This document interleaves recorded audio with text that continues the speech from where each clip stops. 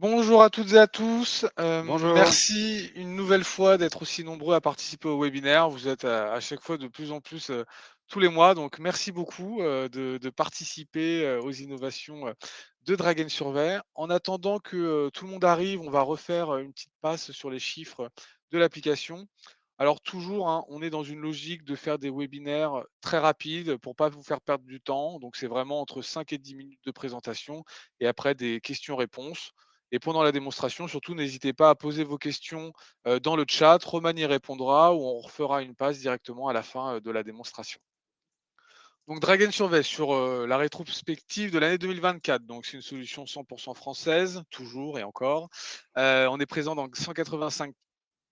On a plus de 400 000 utilisateurs et surtout en 2024, on a dépassé la barre symbolique des 50 millions de répondants, avec 39 millions de répondants en France et 11 millions de répondants à l'international. Donc c'est très positif parce que l'international commence à prendre une part non négligeable de l'ensemble des répondants.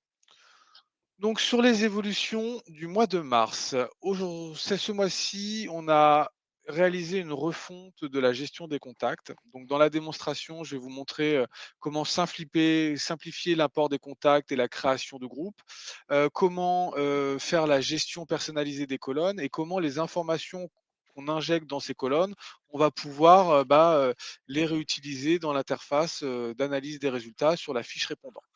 Et donc, je vous propose dès maintenant de passer sur la démonstration.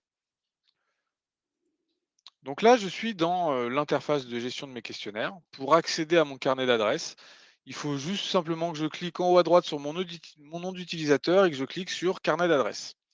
Et là, j'arrive dans l'interface de gestion de mes contacts.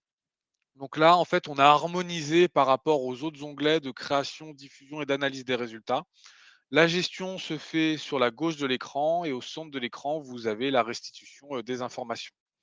Donc là, j'ai 2 contacts qui ont été intégrés pour la démonstration. Donc là, je vais vous montrer comment se passe la gestion des colonnes. Donc à l'origine, hein, dans l'ancienne version, vous n'aviez finalement que, 4 colonnes avec l'email, le nom, le prénom et la note. Donc au total de 4 avec, 3 colonnes modifiables. Maintenant, si je clique en haut à droite sur gérer les colonnes, vous allez voir que je vais pouvoir ici gérer mes colonnes. Donc là, j'ai ajouté une colonne commerciale, je vais pouvoir la supprimer. Et donc là, vous avez 8 colonnes au total. Seule la colonne email reste figée, forcément, parce que c'est pour envoyer des emails. Mais après, tout est 100% personnalisable. Et pour ajouter une nouvelle colonne, il suffit de cliquer ici sur créer une colonne. J'ai supprimé la colonne commerciale. Je me suis rendu compte que je me suis trompé. Hop, je renseigne la colonne commerciale, je sauvegarde et la colonne est directement ajoutée ici dans la gestion de mes contacts. Et pour renseigner l'information, si j'ai déjà chargé des contacts, bah, j'ai juste besoin de renseigner, par exemple, le prénom, Sylvain ici, Sarah ici, et cetera. Donc voilà, vous faites vraiment, comme vous avez envie. Une fois que j'ai ajouté, mes colonnes, je vais également pouvoir importer des contacts. Donc je clique ici en haut à droite sur importer des contacts. Donc là, c'est vraiment, comme sur l'ancienne version, vous avez 2 façons d'importer des contacts. Soit vous saisissez vos contacts manuellement avec, une ligne par contact, avec alors d'abord l'email et après les informations des colonnes séparées par une virgule. Ou alors vous importez directement via un fichier Excel ou CSV et là c'est pareil, il faut respecter, l'ordre des colonnes. Première colonne l'email, deuxième colonne, bah, la colonne que vous avez nommée et cetera. Et après une fois que vous avez chargé ce fichier, vous pouvez également, l'associer directement, à un groupe de contacts que vous aurez créé au préalable. Et donc comment créer un groupe de contacts? Eh bah, il suffit ici de cliquer sur nouveau groupe et là vous avez juste besoin de renseigner, votre groupe. Hop, et là, je clique sur créer et là, le groupe apparaît directement ici. Pour gérer les groupes de contacts, il suffit de cliquer sur groupe de contacts et supprimer par exemple le groupe que je viens de créer.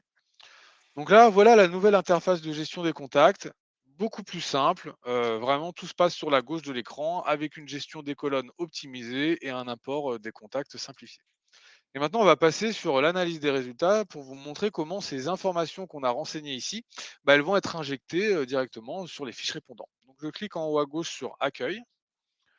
J'ai créé une enquête de satisfaction pour la démonstration qui s'appelle Questionnaire de satisfaction client. Je clique sur l'onglet pour accéder à l'analyse des résultats. Je vais ici sur mon rapport par défaut et là, vous avez toujours vos 2 onglets, analyse par question, analyse par répondant. Si je clique sur mon analyse par répondant, je vais avoir mes 2 fiches répondants, donc c'est les 2 contacts que j'ai intégrés et si je clique sur fiche, là, je vais arriver directement sur l'information.